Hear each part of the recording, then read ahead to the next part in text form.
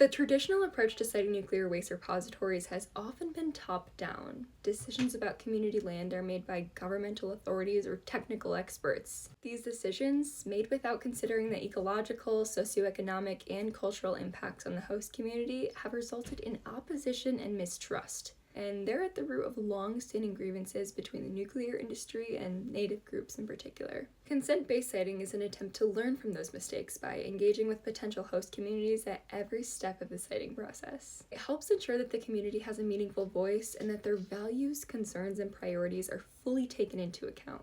Could not be more important, and it's finally the new norm in the nuclear industry. Under a consent-based siting approach, potential host communities for a nuclear waste repository are invited to express interest. Those that do are then engaged in a multi-year process of education, consultation, and negotiation. This process includes detailed assessments of the site's suitability, and they also talk about potential economic and social impacts, compensation, and long-term monitoring and safety of the site. And you might be thinking, why would anyone want to host a nuclear waste repository? Well, same reason they would be willing to host an industry, business, or even a factory. And trust me when I tell you that nuclear waste repositories have much less impact on the local environment than a factory. They don't emit any radiation because of how carefully they're packaged, they're free of emissions and dangerous chemicals, and on top of that, nobody is allowed nearby.